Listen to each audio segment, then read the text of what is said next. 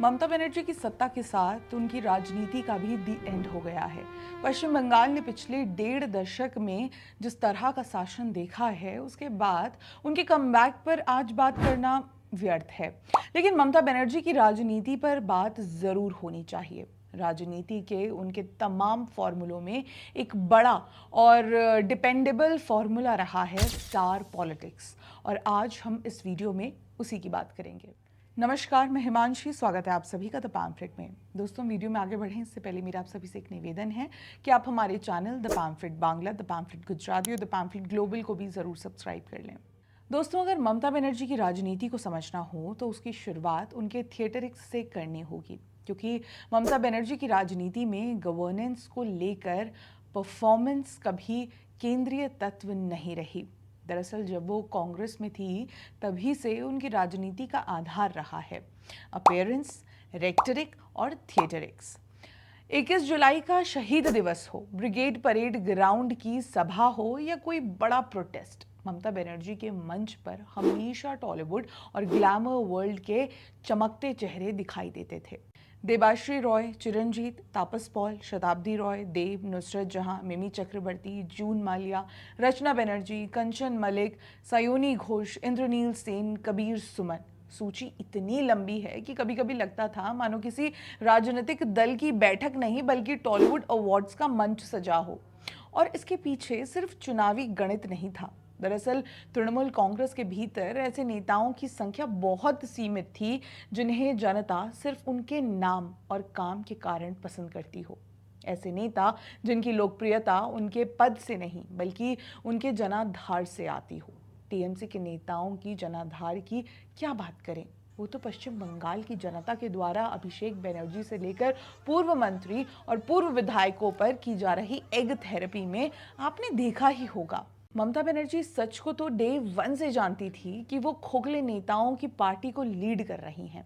यही कारण था कि उनको बार बार उन चेहरों की जरूरत पड़ी जिन्हें जनता राजनीति से पहले से जानती थी।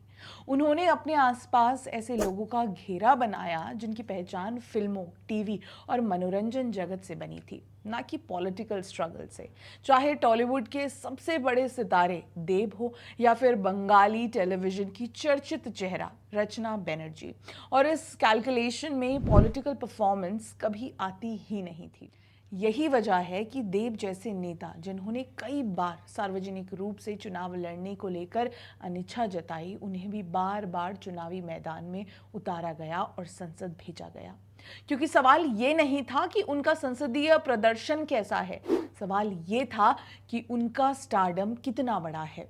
देव इस पार्टी के ऐसे सांसद रहे हैं जिनकी उपस्थिति संसद में 12% से भी कम रही है। तृणमूल कांग्रेस की स्टार पॉलिटिक्स दरअसल उस पैबंद की तरह थी जिसे पार्टी की राजनीतिक छवि पर सिल दिया गया हो। उसका काम था ग्लैमर और लोकप्रियता की चमक में उन सवालों को ढक देना जो शासन, प्रदर्शन और जवाबदेही से जुड़े थे। लेकिन स्टार पॉलिटिक्स की भी एक सीमा होती है। स्टारडम अक्सर सत्ता के साथ चलता है, सत्ता के बाद नहीं। यही कारण है कि आज तृणमूल कांग्रेस की स्टार राजनीति कंप्लीटली वाइप ऑफ हो गई है। जब सत्ता चली गई तो सबसे पहले मंच खाली हो रहा है। तृणमूल कांग्रेस के विद्रोही सांसदों की लिस्ट देख लीजिए। दीपक अधिकारी, देव, रचना बनर्जी, सयोनी घोष, यूसुफ पठान, सभी का नाम अब तृणमूल कांग्रेस के विद्रोही सांसदों की सूची में है। आज स्टारडम ने ममता बनर्जी का साथ छोड़ दिया है, लेकिन अगर ममता बनर्जी के राजनीतिक करियर पर नजर डालें तो वो शायद भारत की उन चुनिंदा नेताओं में हैं जिन्होंने स्टार पॉलिटिक्स को जमकर भुनाया। उन्होंने सयोनी घोष को पहले तृणमूल युवा अध्यक्ष बनाया और फिर सांसद। जब विधानसभा चुनाव के पहले टीएमसी के अनपॉपुलर होने के इनपुट ममता बनर्जी को मिल रहे थे तो टॉलीवुड से एक नॉन पॉलिटिकल और क्लीन इमेज एक्ट्रेस, मास से लेकर एलीट तक में पॉपुलर कोयल मलिक को राज्यसभा भेजा गया। लेकिन ये प्रयोग नया नहीं था। तापस पॉल से लेकर इंद्रनील सेन तक, शताब्दी रॉय से लेकर देबाश्री रॉय तक, नुसरत जहां से लेकर मिमी चक्रवर्ती तक, जून माल्या से लेकर कबीर सुमन तक, ये एक लंबी टीएमसी ट्रेडिशन का हिस्सा था। वैसे स्टार पॉलिटिक्स तो हर पार्टी करती है, लेकिन ममता बनर्जी की स्टार पॉलिटिक्स दूसरी पार्टियों से, खासकर भाजपा से अलग दिखाई देती है। भाजपा ने भी पूर्व में कई स्टार को संसदीय चुनाव में उतारा है। जिन्होंने राजनीति को गंभीरता से लिया, उन्हें बार बार टिकट दिया गया। विनोद खन्ना और हेमा मालिनी ऐसे ही सांसद साबित हुए, पर जिन्होंने राजनीति को गंभीरता से नहीं लिया, उन्हें दोबारा टिकट नहीं दिया गया। धर्मेंद्र, सनी देओल, हंसराज हंस सहित और कई अन्य नाम इसके उदाहरण हैं। लेकिन तृणमूल कांग्रेस में तस्वीर अलग दिखाई दी, क्योंकि परफॉर्मेंस कभी फैक्टर रहा ही नहीं। टीएमसी ने संगठन की जगह स्टारडम पर भरोसा किया। उन्होंने प्रदर्शन की जगह लोकप्रियता को महत्व दिया।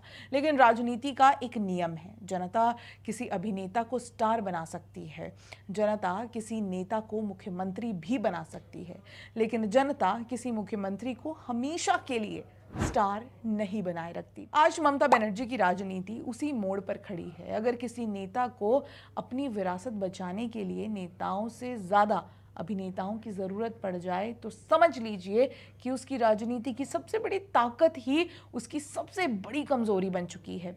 शायद यही ममता बनर्जी की राजनीतिक कहानी का अंतिम निष्कर्ष है। उन्होंने बंगाल में एक ऐसी पार्टी बनाई जो सितारों से भरी हुई थी, लेकिन जब हिसाब देने का समय आया, तब उन सितारों की चमक भी उनकी राजनीति को अंधेरे से नहीं बचा सकी। कैसा लगा आपको हमारा ये वीडियो? कमेंट सेक्शन में हमें ज़रूर बताइएगा। वीडियो पसंद आए तो इसे लाइक, कमेंट, शेयर करना ना भूलें। हमारे चैनल को भी सब्सक्राइब कर लें। मिलते हैं अगले वीडियो में, तब तक के लिए नमस्कार।